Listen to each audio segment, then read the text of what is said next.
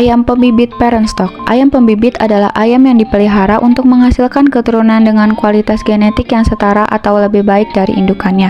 Final stock ayam diperoleh melalui beberapa tahapan pemurnian dan persilangan, di mana pembibitan menghasilkan ayam dengan garur murni, pure line, great Guerin parent stock, grand parent stock, dan yang terakhir final stock menurut Sudarmono tahun 2003. Ayam yang dipilih sebagai induk penghasil telur tetas adalah ayam dewasa yang berumur antara 6-8 bulan dan telah siap bertelur, sedangkan untuk ayam jantan berumur 1 tahun. Strain ayam sebagai bibit unggul dihasilkan oleh pembibit merupakan final stock yang umumnya diarahkan pada 3 sifat ekonomi, yaitu pertumbuhan cepat, daya hidup yang baik, dan produktivitasnya yang tinggi. Ayam pembibit parent stock tipe pedaging mempunyai ciri-ciri bulu bersih, kulit kuning, mata besar dan kokoh, dada lebar dan padat, bentuk kepala besar, tubuh besar, mata cerah, dan pertumbuhan bulu dan badan yang cepat. Menurut Madya tahun 1986, strain ayam pembibit yang sering digunakan antara lain Ross, Cobb, Hubbard, dan Lohmann. Strain merupakan ciri dari karakter khusus yang diwariskan dari keturunan dan spesies yang sama. Final stock ini memiliki keunggulan seperti produktivitasnya tinggi, bobot badan besar, konversi pakan yang baik, pertumbuhan cepat, serta daya hidup yang tinggi, menurut Sudarmono tahun 2003. Manajemen pemeliharaan ayam dibagi menjadi 3 periode berdasarkan nomornya, yaitu starter, grower, dan layer. Menurut Nugroho et al. Tahun 2012, periode starter hingga grower penting karena mempengaruhi produksi telur. Pemeliharaan bertujuan untuk mencapai tingkat kematian serendah mungkin, kesehatan ternak yang baik, serta keseragaman bobot badan. Fase grower adalah masa pertumbuhan ayam sebelum memproduksi telur. Pada fase ini, pemanas telah dilepaskan dari kandang sehingga kebutuhan tempat pakan dan minum menjadi lebih banyak, menurut Johari tahun 2005.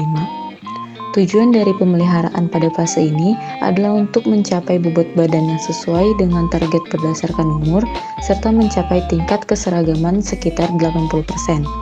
Pada periode grower, sistem produksi ayam mulai berkembang, termasuk sistem hormon reproduksi. Faktor penting yang harus diperhatikan pada fase ini adalah ransum dan cahaya, karena kegagalan dalam pengelolaan keduanya dapat berdampak buruk pada produksi di masa bertelur, menurut Siregar dan Sabrani tahun 1986. Sistem pemeliharaan parent stock fase grower biasanya dimulai pada umur 9 minggu hingga 22 minggu. Tujuan utama pemeliharaan pada fase ini adalah untuk mencapai keseragaman hingga 80%, yang penting untuk produksi telur maksimal. Seleksi pada ayam juga dilakukan untuk mencapai tujuan ini.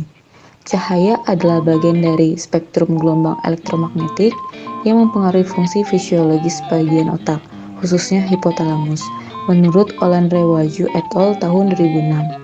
Pencahayaan terdiri dari 3 aspek, yaitu intensitas, durasi, dan panjang gelombang. Semua aspek ini mempengaruhi aktivitas fisik unggas.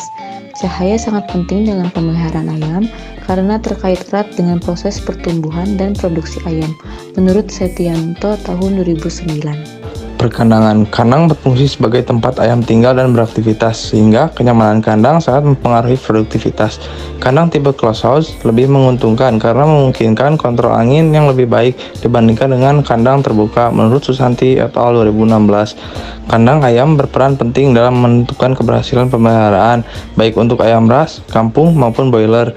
Faktor-faktor konstruksi seperti atap, alas kandang, luas kandang, dan jumlah ayam dalam kandang berpengaruh terhadap kelayakan kandang.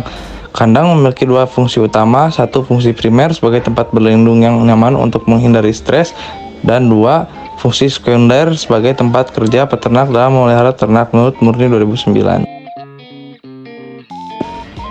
Pakan dan minum. Pakan adalah campuran bahan organik dan anorganik yang berfungsi untuk memenuhi kebutuhan nutrisi dalam proses pertumbuhan ternak, menurut Suprijatna et al. 2005.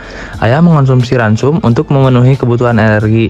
Jika kandungan energi dalam pakan rendah, ayam akan makan lebih banyak. Sedangkan jika kandungan energi tinggi, konsumsi pakan akan menurun. Ayam broiler membutuhkan nutrisi seperti karbohidrat, lemak, mineral, protein, vitamin, dan air untuk menunjang kehidupannya menurut Suprijatna 2006. Pemberian air minum secara an libitum menjaga ayam tetap dalam kondisi normal. Minum dapat diberikan melalui bell drinker atau nipple drinker otomatis menurut Fadila 2005. Konsumsi air dipengaruhi oleh produksi, jumlah pakan yang dikonsumsi, serta kondisi lingkungan menurut Aceh Mamu dan Murelin 2001. Selanjutnya ada pencegahan penyakit. Yang pertama, vaksinasi. Vaksinasi merupakan salah satu faktor penting dalam pemeliharaan ayam. Vaksin adalah mikroorganisme yang dilemahkan atau dimatikan yang diberikan untuk merangsang pembentukan kekebalan terhadap penyakit tertentu.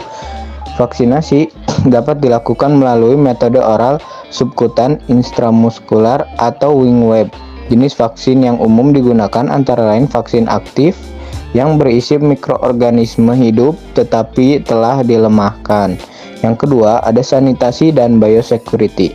Sanitasi meliputi kebersihan kandang, peralatan, dan area sekitar, serta kebersihan orang yang keluar masuk area peternakan menurut Suprijatna et al. 2006. Sanitasi dilakukan secara rutin untuk menjaga kesehatan ternak dan peternak menurut Permentan 2011. Biosecurity melibatkan perlindungan mulai dari gerbang utama hingga area kandang.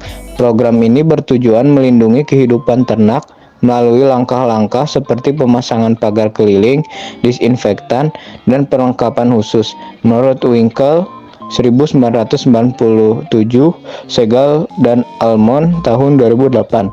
Program biosecurity dilaksanakan di berbagai tahapan dan area peternakan menurut Fadilah tahun 2007.